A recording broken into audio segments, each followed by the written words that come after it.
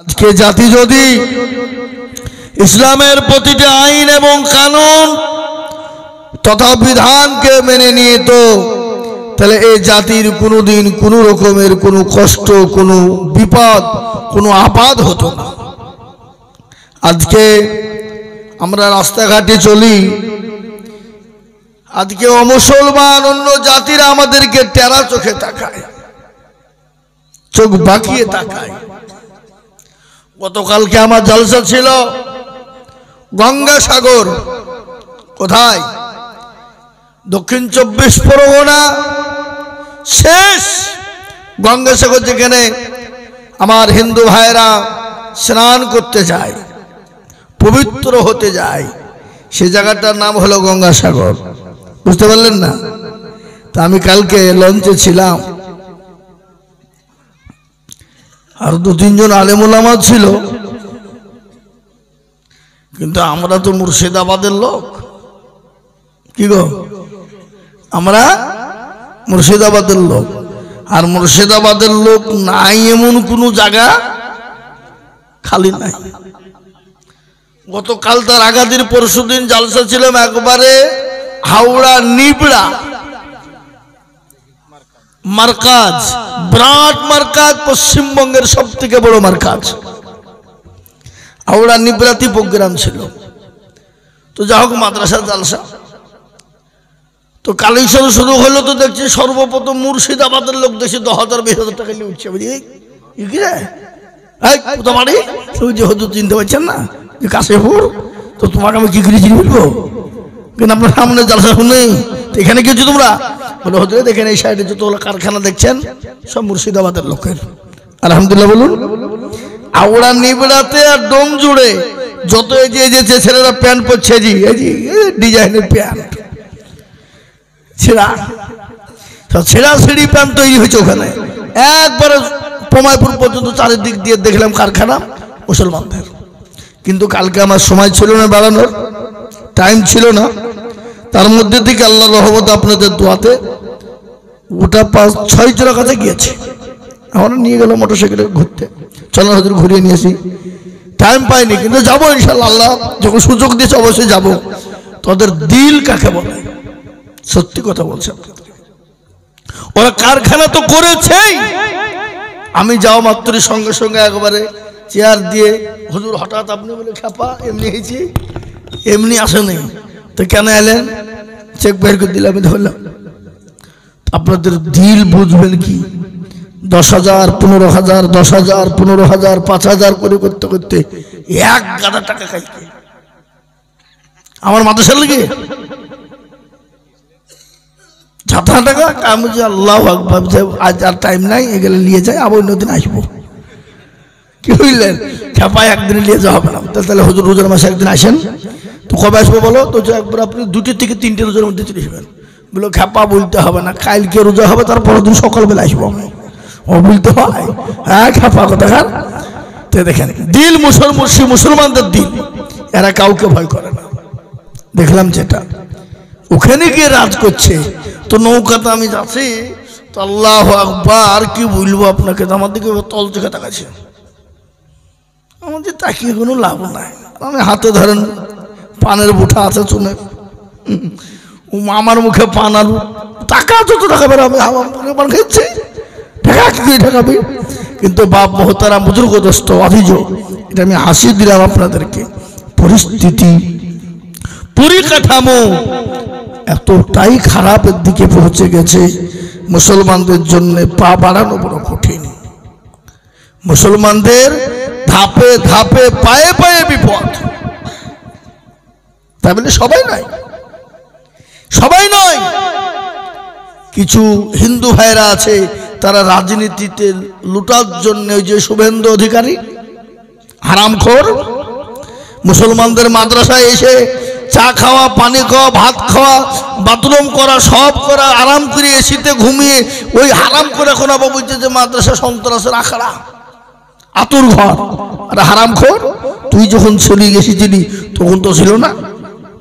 হ্যাঁ, আমি সেদিনকে বলে এলাম, 1 সপ্তাহ আগে ওর গড়ে ব্যথায় ডাইরেক্ট বলেছি যে আপনাদের এখানে একজন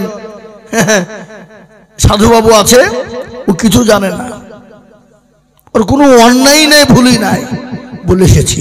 তো আমি আপনাদেরকে বলবো, বাপ, আমাদেরকে বাঁচানোর মতন কেউ নাই, এবং আমাদের জন্য করবে, করবে, আমাদের পাশে কেউ দাঁড়াবে, এটা কিন্তু আমাদের কেউ নাই। একমাত্র আমাদের তিনি আছেন। তিনি কে? জোরে বলুন কে? তিনি হলেন আল্লাহ।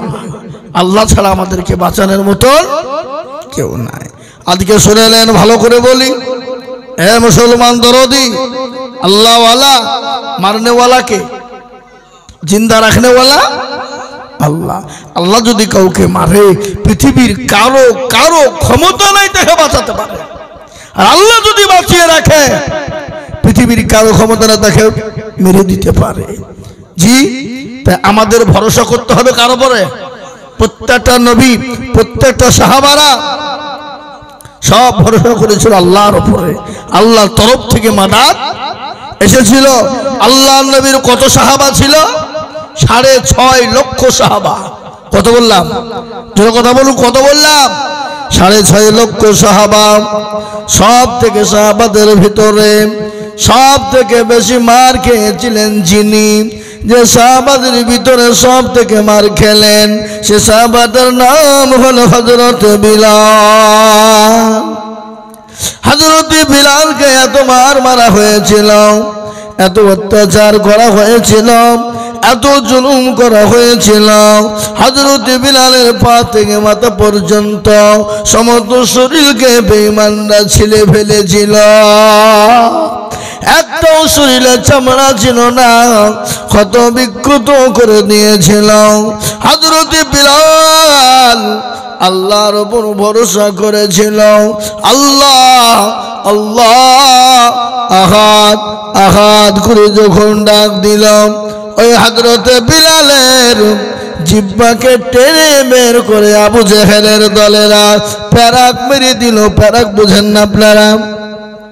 প্যারাক মেরে দিল। হযরত বিলাল যদি আহাদ না বলতে পারে, আল্লাহ বলতে না পারে, কিন্তু মুসলমান জবান বন্ধ করে দিলে কি হবে? আল্লাহওয়ালা যারা হবে, মুমিন যারা হবে, কোরআনওয়ালা যারা হবে, আল্লাহর প্রেমিক যারা হবে, নবীর প্রেমিক যারা হবে, তাদের দিলে অন্তরে আল্লাহর নাম জিকির হবে। হবে কিনা জোরে বলুন, হবে কিনা? হে মুসলমান, হযরত বিলাল আল্লাহ নবীর জামানায়, বিশ্ব নবীর জামানায় তিনি মদিনা মসজিদে আজান দিতেন। নবীজি দিন দুনিয়া থেকে বিদায় হয়ে গেলেন, দুনিয়া থেকে চলে গেলেন। হযরত বিলাল আবু বকরকে ডাক দিয়ে বলে, আবু বকর আমাকে বিদায় দাও, আমাকে বিদায় দাও। আবু বকর বলে, কেন রে বিলাল, তুমি বিদায় নিয়ে চলে যাবা? বলে, আমাকে বিদায় দাও, আমি মদিনার মসজিদে আর থাকবো না। হযরত বিলাল চলে গেলেন, দামেস্কে চলে গেলেন। ও মুসলমান, বড় কাহিনী, লম্বা কাহিনী। হযরত বিলাল একদিন, দুদিন, 1 মাস, 1 বছর কেটে যায়। আল্লাহ নবী বিলালকে স্বপ্নে বলে, বিলাল রে, আয় রে বিলাল, আমাকে কি ভুলে গেলি? আমার কবর জিয়ারত করবি না রে বিলাল? হযরত বিলাল নবীজির স্বপ্নে নবীজিকে ডাকলেন, নবীজি বিলালকে ডাকলেন। কত বড় আশিক, কত বড় নবীর প্রেমিক হলে বোঝা যায়। আল্লাহর নবী স্বপ্নে ডাক দিয়ে বলে, বিলাল আয় রে বিলাল আয়। ও বিলাল, আমার কবরটুকু তুই জিয়ারত করবি না রে বিলাল? হযরত বিলাল তিনি আসলেন, দামেস্কে পাড়ি দিয়ে তিনি এলেন, মরুভূমি পাড়ি দিয়ে তিনি এলেন। এখন তো আমাদেরকে ডাক দিনে কেউ আসতে চায় না, তাও তো হাঁটার প্রয়োজন হয় না। এখন আলেম ওলামাকে আমরা যদি ডাক দিই, আলেম ওলামারা যদি ডাক দেয়, আমাদের গাড়ি ঘোড়া হাঁটার প্রয়োজন নয়, তাও আমরা যাই না। কিন্তু আল্লাহ নবী স্বপ্নে বললেন, বিলাল রে, আমাকে ভুলে গেছিস? আয় রে বিলাল, তুই আমার জন্য একটু দোয়া করবি না? কবরটা জিয়ারত করবি না রে বিলাল? হযরত বিলাল দামেস্ক থেকে মরুভূমি পাড়ি দিয়ে তিনি মদিনায় এলেন। সমস্ত মদিনার মানুষ খুশি হয়ে গেল। বিলাল এসেছে, বিলাল এসেছে, মদিনা ভরপুর হয়ে গেল। হযরত আবু বকর সিদ্দিক, হযরত আলী, হযরত উসমান সমস্ত সাহাবারা জমা হয়ে গেলেন। হযরত ওমর এলেন, হযরত আবু বকর ডাক দিয়ে বলে, ও বিলাল, কতদিন তোমাকে আজান দিতে দেখি নাই, মদিনায় তুমি কতদিন আজান দাও না রে বিলাল। ও বিলাল, তুমি আল্লাহ নবীর মসজিদে নববীতে আজানটা দিয়ে দাও। হযরত বিলাল বলে, আজান দিব না। বলে, আবু বকর গো, আমি আজান দিব না। আমি আজান দিলে যদি নবী আসে তাহলে আমি আজান দিব, আর আজান দিয়ে যদি নবী না আসে তাহলে আমি আজান দিব না। আল্লাহ নবী হযরত বিলালকে বেশি ভালোবাসতেন। বিলাল নবীকে নিজের জীবনের দিকে বেশি ভালোবাসতেন। কেন জানেন? আল্লাহ নবীর সাহাবা, আল্লাহ নবীর সাহাবা হযরত বিলাল উবাই ইবনে খালবের বাড়িতে তিনি চাকরি করতেন। উবাই ইবনে খালব কাফের, বেঈমান। হযরত বিলাল তার বাড়িতে দাস ছিলেন, দাসী ছিলেন। তার বাড়িতে কৃতদাস ছিলেন। কৃতদাস বুঝেন না? এখন তো আমাদের দেশে কৃতদাস নাই, সে দেশে সেই সময় সে জামানায় কৃতদাস ছিল।